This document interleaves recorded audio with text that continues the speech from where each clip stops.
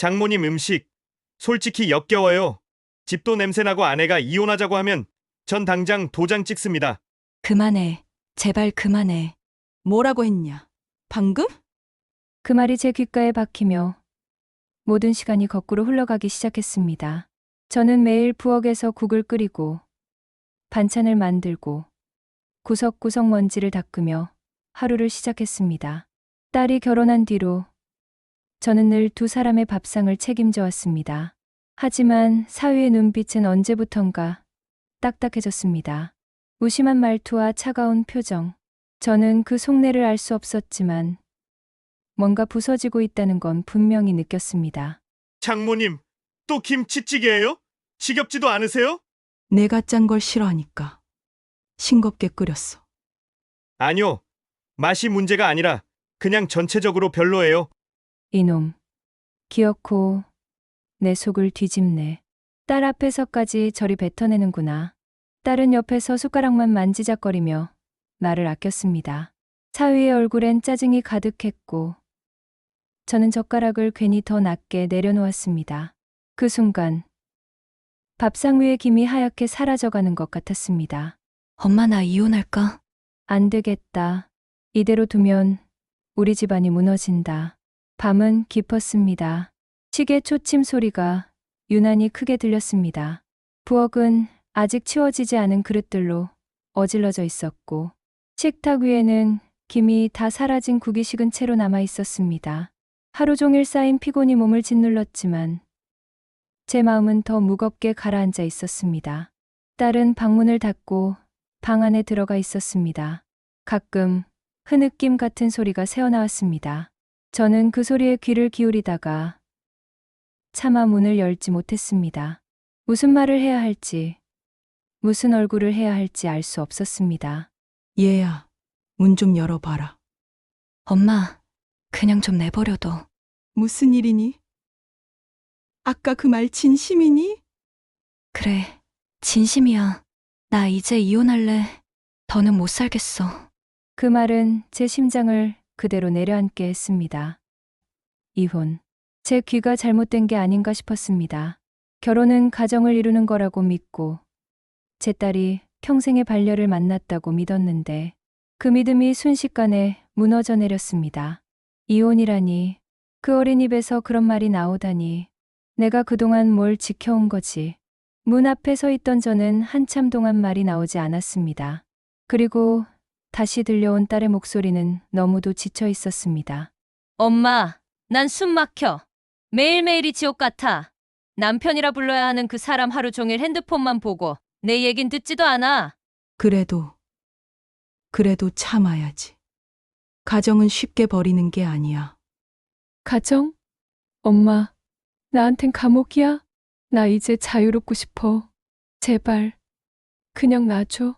너까지 그렇게 말하면 나는 어떻게 하니? 딸의 목소리는 눈물로 젖어 있었습니다. 저는 한 발짝도 움직일 수 없었습니다. 내가 믿어온 것, 내가 평생 붙잡고 있던 가정이라는 단어가 이 아이에게는 족쇄가 되어 있었다는 사실을 그제야 깨달았습니다. 거실로 나온 저는 소파 끝에 주저앉았습니다. 사위는 TV를 켜놓고 웃고 있었습니다. 예능 프로그램 소리에 허탈한 웃음소리가 겹쳐 흘러나왔습니다. 마치 다른 세상 사람 같았습니다. 이놈, 내가 우리 딸을 이렇게 만들었구나. 내가 왜 모른 척했을까? 불빛은 환했지만 집 안은 더없이 어두웠습니다. 저는 눈을 감고 오래된 기억 속으로 빠져들었습니다. 딸이 처음 그 사위를 데리고 집에 왔을 때 환하게 웃으며 말했습니다. 엄마, 이 사람이에요. 나랑 평생 같이 할 사람. 그때 저는 믿었습니다. 저 아이가 행복할 거라고, 제가 다 해주지 못한 걸 그 사람이 채워줄 거라고. 하지만 지금 그 믿음이 산산이 부서지고 있었습니다. 오늘 딸이 많이 힘들어하더라. 다 자기 성격 문제예요. 제가 뭘 어쨌다고 그래요. 넌 남편이지 않니? 책임이 있잖아. 잔소리 좀 그만하시죠? 저도 제 방식이 있다고요. 내 방식. 그게 뭐냐? 핸드폰 붙잡고 딸 내버려두는 게 방식이냐. 말하면 잔소리, 안 하면 방관이라니. 이 꼴을 언제까지 봐야 하지. 시간은 흘렀지만 집 안의 공기는 변하지 않았습니다. 딸은 방 안에서 울었고 사위는 거실에서 웃었습니다. 그리고 저는 그 둘 사이에서 무너져 내렸습니다. 식탁 위엔 아무도 손대지 않은 반찬이 그대로 남아 있었습니다. 저는 젓가락을 들어 다시 내려놓았습니다. 아무 맛도 느껴지지 않았습니다. 이대로 두면 끝이다. 그래도 이혼만은 안 된다. 내가 막는다. 어떻게 해서든. 그날 밤 저는 불 꺼진 천장을 바라보며 숨을 삼켰습니다. 다음 날부터 시작될 싸움이 제 인생에서 가장 치열한 전쟁이 될 거라는 걸 예감했습니다. 다음 날 아침 저는 평소보다 훨씬 일찍 눈을 떴습니다. 잠을 설쳤지만 몸은 이미 부엌으로 향하고 있었습니다. 식탁 위에는 쌀을 씻은 물기가 반짝였고 국거리 소고기를 꺼내놓으며 마음을 다잡았습니다. 오늘만큼은 어떻게든 사위의 마음을 돌려야 한다고 생각했습니다. 딸의 방 앞을 지나며 살짝 귀를 기울였지만 안에서는 아무 소리도 들리지 않았습니다. 밤새 울다 지쳐 잠이 든 것 같았습니다. 저는 부엌에서 다시 칼을 들었습니다. 채소를 썰며 칼끝이 도마를 치는 소리가 유난히 크게 울렸습니다. 이놈, 내 손맛이 역겹다 했지. 그럼 오늘은 내가 좋아하는 걸 해주마. 그래도 바뀌지 않으면 그땐 나도 달라질 거다. 된장국에 멸치를 넣어 진하게 끓이고 사위가 입버릇처럼 좋아한다고 했던 제육볶음을 정성껏 양념했습니다. 밥상에 반찬을 하나씩 올려두면서 제 손은 분주했지만 마음은 점점 무거워졌습니다. 이 정성이 과연 닿을까? 아니면 또 비웃음을 당할까? 오늘은 좀 낫네요. 근데 고기가 질기네. 최대한 부드럽게 하려고 삶았는데. 아니, 괜찮아요. 그냥 제 입맛엔 안 맞는 거죠. 여보, 그냥 먹어. 엄마가 아침부터 준비하신 거잖아. 됐어. 회사 가야 되니까. 사위는 밥을 반쯤 먹다 말고 젓가락을 내려놓았습니다. 딸은 그릇만 바라보다가 숟가락을 내려놓았고 결국 혼자 남은 저는 식탁에 고개를 떨궜습니다. 아침 햇살은 창문으로 들어왔지만 제 눈앞의 밥상은 어둡게만 보였습니다. 내가 바보지. 정성만 있으면 바뀔 거라 믿다니. 이제는 달라져야 한다. 그날 오후 저는 장을 보러 나갔습니다. 시장 골목마다 사람들로 북적였지만 제 마음은 한없이 쓸쓸했습니다. 익숙한 상인들이 인사를 건넸습니다. 어머님, 오늘 얼굴이 안 좋아 보이시네. 무슨 일 있으세요? 아, 그냥 조금 피곤해서요. 에이, 제가 괜히 말씀드리긴 그렇지만 사위분, 요즘 좀 딴 데 신경 쓰는 것 같던데요. 뭐라고요? 며칠 전에 저녁 시간에 어떤 여자랑 카페에 있는 거 봤어요. 물론 그냥 일일 수도 있겠지만 괜히 마음에 걸려서 제 발밑이 꺼져내리는 듯 했습니다. 양손에 들고 있던 장바구니가 무겁게 내려앉았고 심장이 쿵쿵 울렸습니다. 그 순간 사위의 무심한 얼굴과 차가운 말투가 머릿속을 스쳐갔습니다. 딸에게 차마 이 말을 전할 수 없었습니다. 이제는 참을 수가 없다. 내 눈으로 직접 확인해야지. 집으로 돌아오는 길, 저는 수없이 많은 생각에 휘말렸습니다. 사위가 혹시 다른 사람에게 마음이 간 건 아닌지, 딸이 그 사실을 알게 되면 무너질 텐데.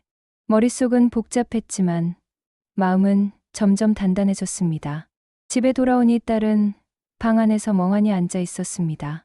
저는 괜히 청소기를 꺼내 들고 거실 구석구석을 치웠습니다. 청소기 소리에 묻히듯 눈물이 흘렀지만 멈출 수가 없었습니다. 얘야, 밥은 먹었니? 입맛 없어. 그냥 두세요. 그러면 안 됐나?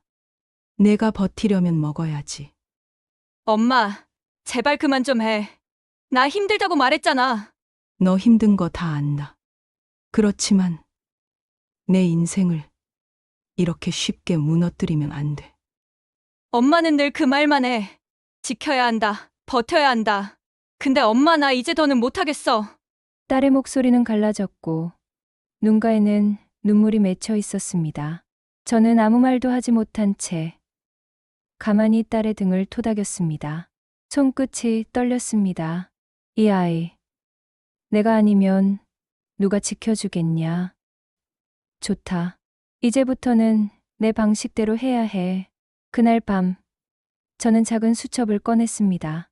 거기에 하나씩 적기 시작했습니다. 사위의 말투, 행동, 딸의 눈물, 이웃의 말, 모든 걸 기록하며 제 싸움의 무기가 될 거라고 다짐했습니다. 창문 너머로 달빛이 희미하게 들어왔습니다. 제 마음은 이미 정해져 있었습니다. 이혼만은 막는다. 어떤 희생을 치르더라도. 아침 햇살이 부엌 창문을 스쳤습니다. 저는 평소보다 더 가지런히 상을 차렸습니다. 된장국, 잡채, 고등어구이, 그리고 김치. 식탁 위는 그 어느 날보다 정갈했지만 제 속은 불길처럼 타오르고 있었습니다. 사위는 식탁에 앉자마자 휴대폰을 내려놓았습니다. 눈길은 음식이 아니라 화면에만 머물렀습니다. 밥 먹자. 오늘은 좀 신경 많이 썼다. 또 이런 거네요. 기름 냄새가 진동하네. 여보, 그냥 먹어. 엄마가 됐어. 나 회사 가야 돼. 속만 더부룩해지겠네. 이놈, 내 앞에 올린 음식이 얘겐 쓰레기란 말이지. 그래, 오늘도 모른 척 해보자. 대신 오래가진 못할 거다. 사위는 젓가락을 두어 번 휘두르다 그대로 내려놓고 자리에서 일어났습니다. 딸은 시선을 떨어뜨린 채 밥만 건드렸습니다. 남은 식탁 위 음식은 오히려 저를 비웃는 것처럼 보였습니다. 저는 시장에 갔습니다. 붉은 고추와 파란 채소들이 진열된 길목을 지날 때 어느새 익숙한 목소리가 들렸습니다. 선생님 맞으시죠? 저 정다솔이에요. 고등학교 때 담임이셨잖아요. 어머, 너구나. 세월이 이렇게 흘렀구나. 저 변호사 됐어요. 혹시 무슨 걱정 있으신 거 아니에요? 얼굴이 내 딸 일이 좀 집안이 요즘 말씀만 하세요. 제가 도울 수 있을지 몰라도 그냥 넘어가진 않겠습니다. 저는 처음엔 말을 아꼈습니다. 하지만 제자의 눈빛은 단단했습니다. 어쩌면 이 아이가 지금 내 싸움에 힘이 되어줄지도 모른다고 생각했습니다. 그래, 혼자 감당할 일이 아닐 수도 있지. 내가 모은 걸 이 아이에게 맡길 수도 있겠구나. 그날 밤, 사위는 늦게 들어왔습니다. 술 냄새가 진동했고 저는 일부러 불을 끄지 않은 채 거실에 앉아 있었습니다. 사위는 현관을 지나 휴대폰을 꺼내 들었습니다. 낮게 속삭이는 그의 목소리가 제 귀에 박혔습니다. 응. 미안해, 곧 정리할게. 사랑해. 그 짧은 말이 제 심장을 베었습니다. 딸이 방 안에 있다는 걸 떠올리자 눈앞이 아득해졌습니다. 그러나 저는 그 자리에서 소리치지 않았습니다. 이제 확실해졌어. 내가 다른 여자를 두고 있다는 것. 좋다. 내 말 한마디 한마디가 내 무기가 될 거다. 저는 제자와 다시 만났습니다. 좁은 카페 구석자리에 앉아 그동안 있었던 일을 털어놓았습니다. 내 딸이 힘들어하고 있어. 사위놈은 딴 여자까지.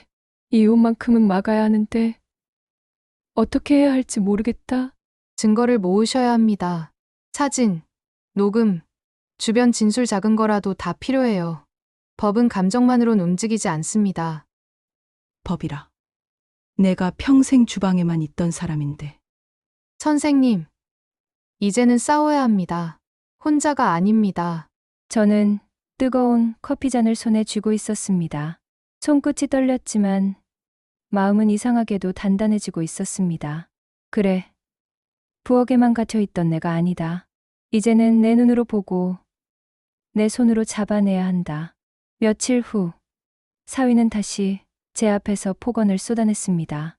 딸이 말리려 했지만 결국 울음으로 무너졌습니다. 장모님이 집에 있으니까 더 꼬이는 거예요. 딸이 힘든 것도 다 장모님 때문 아닙니까? 뭐라고 했냐? 내 입에서 지금 그게 말이 됐냐? 둘 다 제발 그만해. 나 숨 막혀. 그래, 차라리 끝내줘. 이 집 꼴 더 못 보겠으니까. 이제 가면 갈수록 본색을 드러내는구나. 웃어라. 곧 내 웃음이 독으로 변할 테니까. 딸은 울며 방으로 달려 들어갔습니다. 사위는 비웃음을 남기고 현관문을 닫고 나갔습니다. 저는 그 자리에 홀로 남아 깊은 숨을 들이마셨습니다. 그리고 다짐했습니다. 이제부터 시작이다. 내가 지켜온 평생의 인내가 오늘부터는 칼이 된다. 엄마 때문에 더 힘들어. 엄마가 자꾸 뭐라 하니까 여보가 더 예민해지고 나만 더 지쳐. 얘야. 난 널 위해. 위에서 엄마 마음대로 하는 거잖아. 엄마 때문에 난 더는 못 살겠어. 그 한마디는 내 심장을 가르는 칼날 같았다. 평생 지켜왔다고 믿었던 게 이 아이에겐 족쇄였다는 사실. 나는 무너졌지만 눈물만 흘릴 시간이 없다는 걸 직감했다. 다음 날 나는 사위를 몰래 뒤쫓았다. 퇴근길 그는 곧장 집으로 오지 않았다. 카페 창가에 앉은 사위 앞엔 젊은 여자가 있었고 두 사람의 손은 테이블 밑에서 맞잡혀 있었다. 이제 잡았다. 나는 핸드폰을 꺼내 떨리는 손으로 사진을 찍었다. 셔터음이 날까 두려워 소리를 끈 채로 여러 장을 찍었다. 심장이 목구멍까지 차올랐지만 눈은 번쩍였다. 집에 돌아온 그는 늦은 밤 발코니에서 전화를 했다. 문틈 사이로 새어나온 목소리가 내 귀를 찔렀다. 응. 조금만 기다려. 곧 정리할게. 사랑해. 나는 부엌에 두었던 작은 녹음기를 살며시 켰다. 짧지만 분명한 증거가 내 손 안에 들어왔다. 이 손떨림. 두려움이 아니다.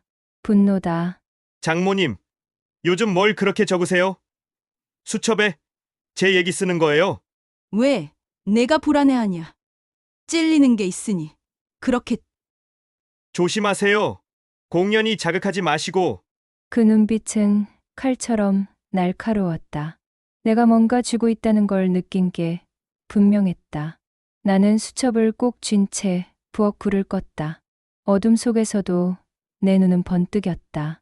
딸의 눈물, 사위의 거짓말, 내가 쥔 증거.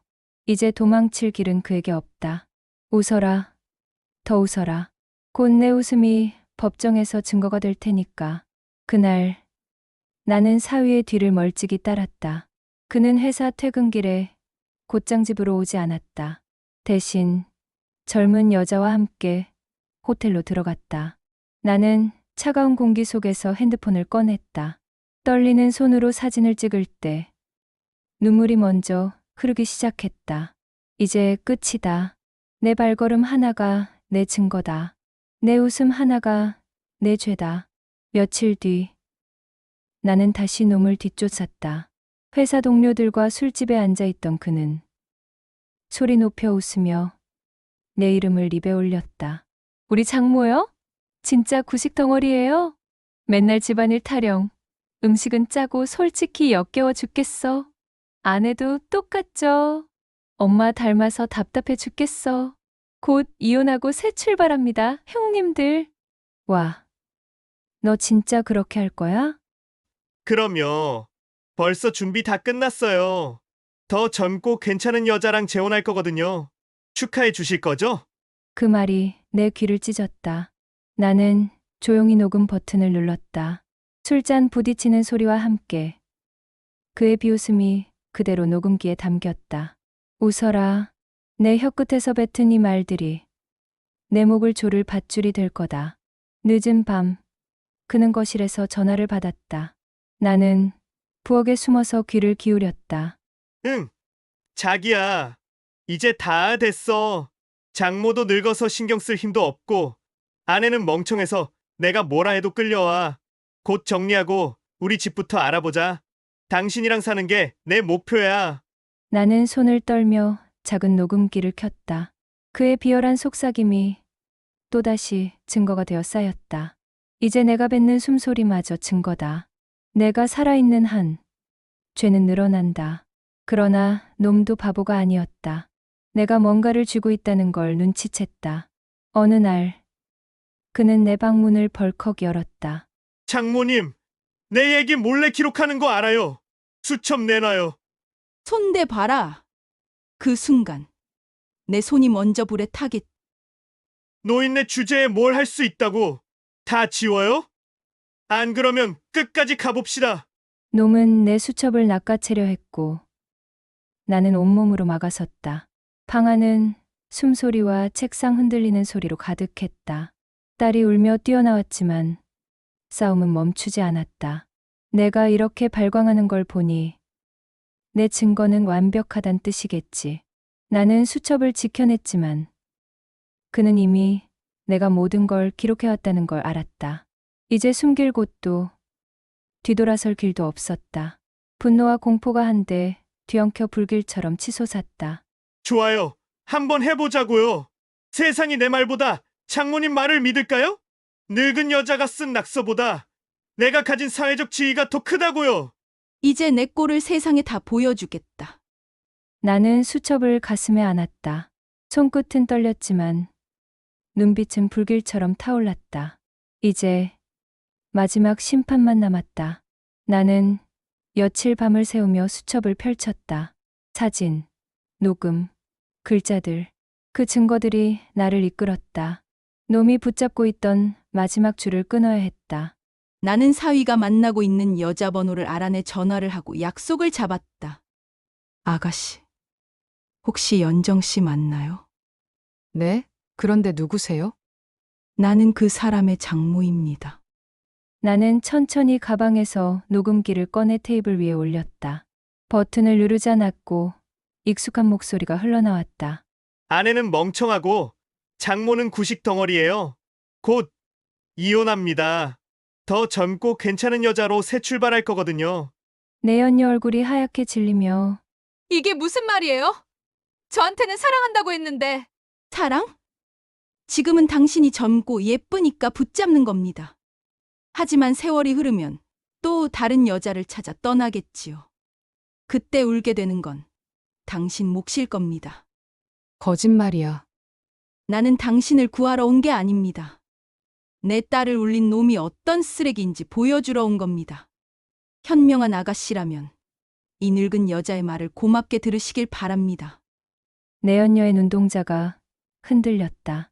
입술은 달싹였지만 말은 나오지 않았다. 나는 녹음기를 꺼내 가방에 넣고 천천히 일어섰다. 며칠 뒤 그는 집으로 돌아왔다. 겉으로는 참회하는 표정이었지만 그 표정은 계산된 것이 분명했습니다. 그는 서툰 눈물을 흘리며 제가 잘못했습니다.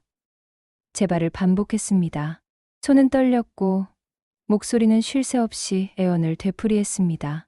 그는 딸의 손목을 잡아보려 했고 딸은 살짝 몸을 빼며 말 없는 냉정으로 그의 호소를 거부했습니다. 그의 말은 길어질수록 비참해졌습니다.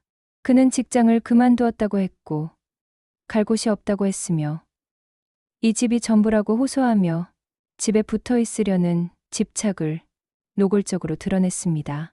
저는 그 모습 하나하나가 저에게 보상처럼 느껴졌습니다. 그는 매일 낮은 목소리로 사과를 되풀이했고 저녁이면 과도한 다정함을 연기했습니다.